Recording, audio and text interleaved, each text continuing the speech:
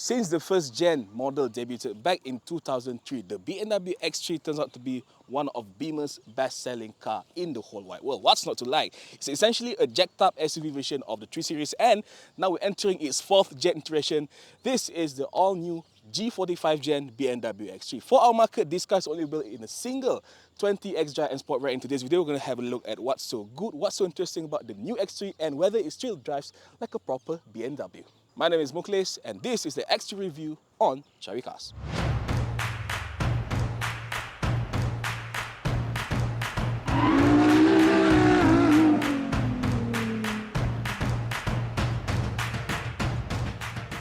Well, compared to the previous gen, you can see that the 4th gen X3 looks very different, very bold, and of course it grows a bit bigger compared to the previous model. Well, you can see from the overall design, it looks very much like other new BMW models, with design cues inspired by other new models like the BMW iX, the G60 F5 series, and many more. Well, we'll start at the front part where you can see it comes with this new LED headlight projector lights design where it's sharp, and it comes with these two J-shaped LED DRLs that looks very nice, very stunning on nighttime, and it also comes with this bumper. I mean, you have to remember this is an M Sport model, so you got this sporty M Sport bumper with black garnishes and accent, but of course the elephant in the room for this car of course lies on here. This is the new massive kidney front grille. Is bigger, bolder than ever, and as you can see, if you get close, you can see actually the front grille itself is actually partially closed, but the opening is only on the lower half here. So it begs the question, why do you actually design the grille so big where the opening is just very small like this? But in case you don't think the grille is big enough, BMW also equipped this grille with the iconic glow, which is of course the LED strip that runs across and surrounding the grille. So at night, this car looks very, very bold. So much so, many people mistaken it for the iX instead of the X3. Alright, from the side you can see that the new X3 looks quite different as well, but it still retains that signature SUV body style where you can see it comes with this elongated front hood, not so sporty roofline, but of course at the back here you got a very thick D-pillar akin again to the BMW iX, and overall dimension also being grown. Actually, it's a bit longer and wider compared to the previous gen, but noticeably the wheelbase is more or less the same, but it actually sits lower than the previous gen X3, so making the car look a bit more sporty and a bit more less SUV-ish, if you know what I mean. Okay, rolling stocks comes with this 19-inch M Sport alloy wheels that looks quite nice. I mean, it's a 19-inch, but it looks quite small in this big of a car. And tires use these Continental Eco Contact 6Q tires, but overall you can see the design, it's quite distinctive, and like I said again, looks more like the iX. Alright folks, so now we're inside the new X3. As you can see, the cabin here looks very familiar and quite modern and luxurious. Okay, up front here you got the same BMW curved display setup as other newer BMW models, featuring this 14.9-inch infotainment display that supports both wireless Android Auto and Apple CarPlay, and even got built-in navigation and more. You also get this digital meter cluster and a full color head-up display. This is one of the best HUDs I've used in many other premium cars, which is quite nice, it's quite intuitive. And some M Sport parts, including this M leather steering wheel, of course with the M badge. You also got the M badge here, and it also comes with this silver M trim and this black M headliner. Okay, at the center here you can see it comes with this unique ambient lighting setup for the center console here, at the middle on the front dash here, even on the door cards. And down here there's a lot of space. Actually, you got two cup holders, one wireless charger and one extra storage space where you can put your extra phone or something, and two USB-C charging ports. While in the middle here you can see the middle vents are quite minimalistic, and you need to adjust them using the toggle here, which is I kind of like because they retain the physical control for the air vent flow, but you need to adjust this thing for the level of the aircon itself. Okay, at the center here, this is still a BMW car. It still comes with this BMW iDrive control center where you can just control the infotainment using the dial here, and lots of buttons. There are like touch-sensitive buttons, which is quite finicky to use, but once you get used to it, it is quite useful. But you don't need to use the screen entirely. You can just control them using the button here. You also got this gear shifter here, the switch style, which is I'm not a fan of. You got this armrest here, and for the seats, both the front seats are powered, but only the driver's side get memory. But unfortunately, there are no ventilation functions. Too bad for the hot Malaysian weather, but at least they are covered in this Veganza perforated leather, which is a vegan leather, but it feels like a pure leather, and it comes in either black or this espresso brown, whatever you like. But overall, the cabin looks quite nice. Lots of soft touch material, but you also got some plastic bits, including this new door handle section where it also comes with buttons for the memory seat. Okay, the concept is nice. I understand they want to do something similar to the GLC or the Mercedes, but they're made of plastic and it looks quite and feels quite cheap, unfortunately. But other than that, you get this very stunning ambient light system where actually it also works as a door opening warning, and if you open up the hazard light, it also lights up to remind the drivers of any hazards out there, which is quite cool to see. Okay, the only two things I don't like about the cabin: one, you only get a standard 6-speaker sound system with no name brands like Hamaka or anything we've seen on other BMW cars, and the other thing is that no panoramic sunroof. I mean, of course, it's good because it's Malaysia, it's hot, but when you pay more than 300,000 for a car, you ought to have something up there. But to be honest, I kind of like it because it's not too hot because it's Malaysia, man. So overall, the cabin setup is modern, it's familiar, and it's still quite driver-centric, shall I say. Alright folks, so live at the back seat of the new X3, it's quite spacious, it's quite comfortable, but there are some things that we really need to address. Okay, let's talk about space first. As you can see, at the back here, the front seat has been adjusted to my driving position. As you can see, legroom is quite ample, so does headroom and shoulder room. Okay, thigh support could have been a bit better, but at least I can still put my feet under the front seat here, so not a problem. But one thing I don't like about, although the seats is quite nice and plush and it's quite bolstered, but the angle, the backrest angle is a bit too upright for my liking. So for long distance travel, you might want something a bit more reclined, than it could have been a much comfortable ride for the rear passengers. Okay, in terms of amenities, you also get these two dedicated aircon vents, one for each passenger on the right and the left side, and it comes with its own dedicated control panel because this is a 4-zone control, one for the driver, one for the front passenger, and two for the rear passenger, so you can adjust temperature to your desire. Here, there's also 2 USB charging ports, which is nice because all USB ports in these cars are Type-C and they're fast charging.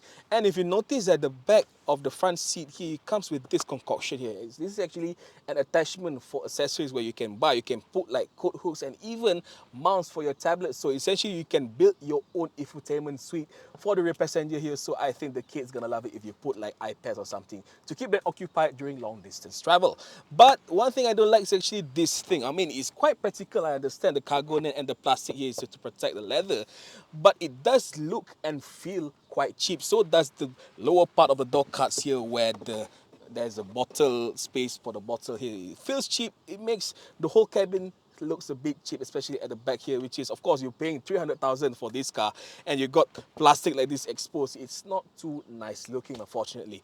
All right, so does here, where you can see there's a big central tunnel harmony because this is overall still an all-wheel drive model. So 3 adults passenger at the back is quite hard, but I think 2 adults would find this car comfortable, and the middle one seat maybe is more reserved for kids. But of course, for that you also get this very sturdy and solid center console armrest here with 2 cup holders and everything. So overall, I have to say, live at the back here, it is quite spacious, though not as spacious as the GLC. It's quite comfortable, but unfortunately there are some parts that make it look less upmarket than it's supposed to be. But other than that, there's nothing more to complain.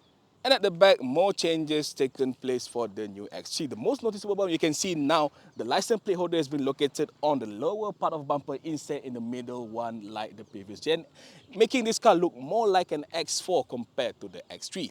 Okay, other new parts, as you can see, notice it comes with this roof-mounted spoiler where the rear windscreen is actually quite upright, so allowing for a bigger boot space. And of course, you got this new stunning LED taillights with this Y-shape there that looks very, very good at night. And lower part here, you can see it comes with this black hued rear bumper garnishes, part of the M Sport, but unfortunately, you cannot see the exhaust pipe because it's located down here, which is a bit of a bummer. And while we're here, let's talk about the boot space of the new X3 because, like I said just now, thanks to its upright rear end, it's got a plenty of boot space here, 570 liters specifically. But once you fold down the rear seats, you can be fold down 40, 20, 40. It allows over 1,700 liters of space, but still, it's not as big as the new GLC, but it's still spacious compared to the previous Gen X3. Okay, other than that, you also get 12-volt socket here. You get some coat hook. You also get this built-in tonneau cover, which looks very nice and very premium. But unfortunately, you only get this lower part compartment with a little bit storage and no spare wheel, but you only instead get a tire repair kit. Too bad. Alright, so in terms of powertrain, the new X3 actually uses the same 2-litre 4-cylinder turbocharged B48 engine as before. Of course, this is a very popular engine in BMW's current lineup, where it's being used in other models including the 3 Series, 5 Series and even some mini products. Okay, by itself it outputs about 190 PS and 310 Nm of torque. That's plenty of power, but for this 4th gen model, it is now being mated to a 48-volt mild hybrid system with an integrated starter generator to produce a combined output of up to 208 PS and up to 330 Nm of torque. A bit peppier thanks to the integrated starter generator. 0 to 100 takes about 7.8 seconds, while top speed is capped at 215 kilometers per hour. And thanks to the 48-volt MHEV setup, BMW also claims a decent fuel economy rate of as low as 7.5 liters per 100 kilometer, which is quite low for a 2-liter turbocharged engine.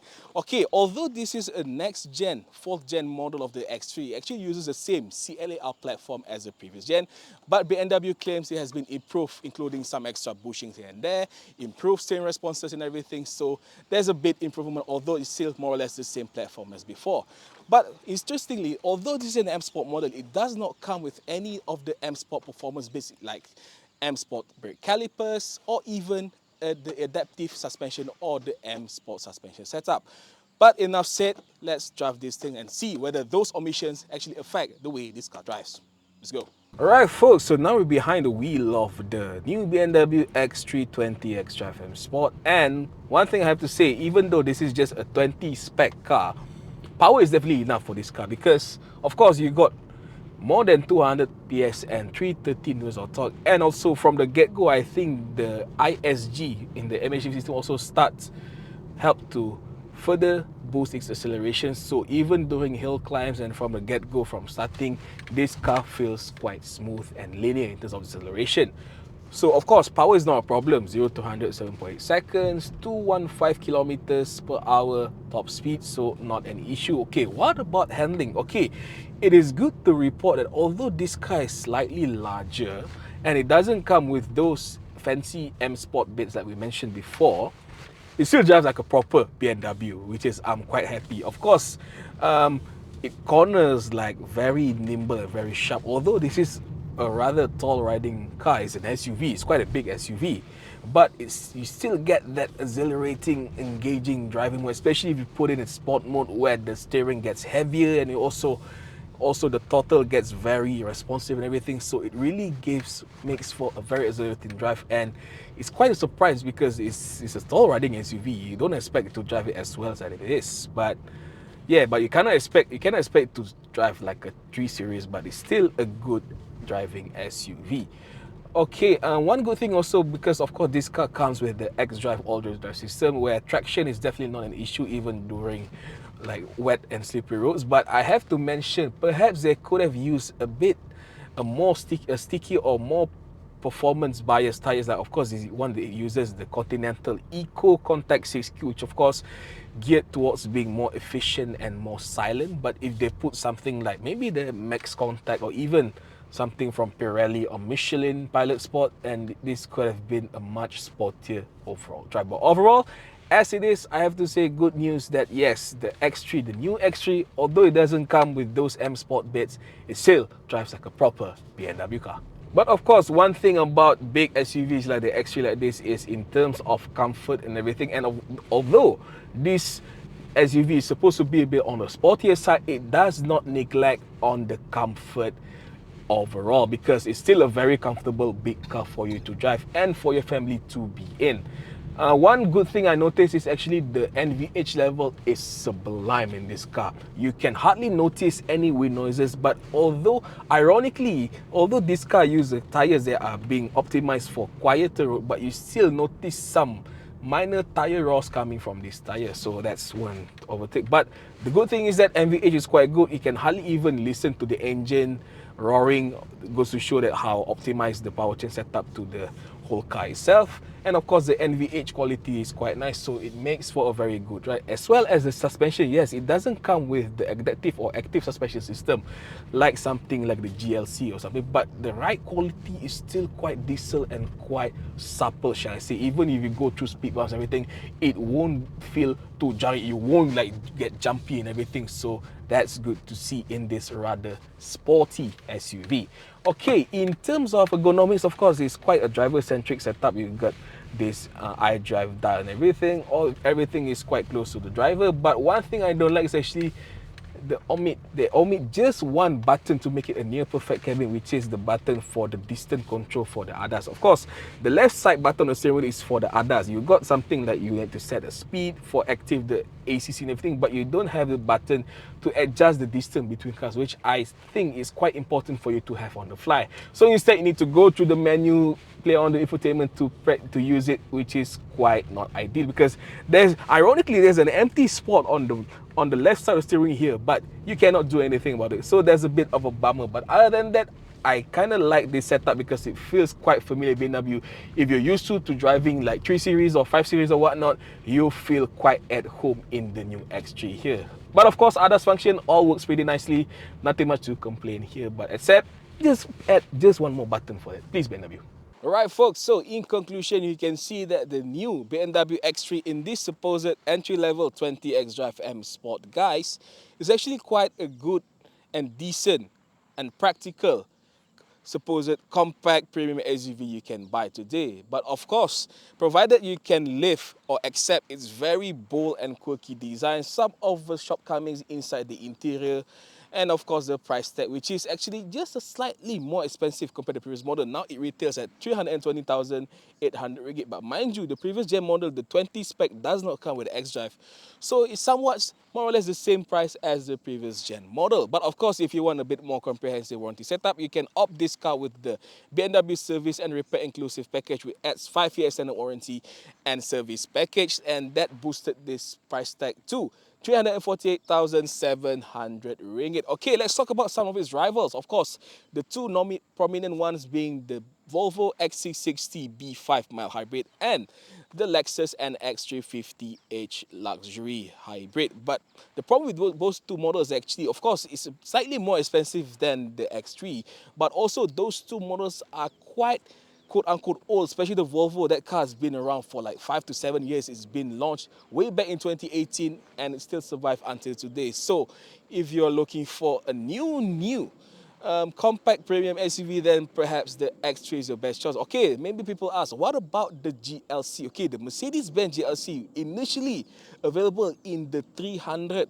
full combustion mild hybrid version, but now it's the only variant available for the GLC is the 350e plug-in hybrid, so making the X3 somewhat stood alone in its category, or in other words, BMW just won without even competing against the GLC.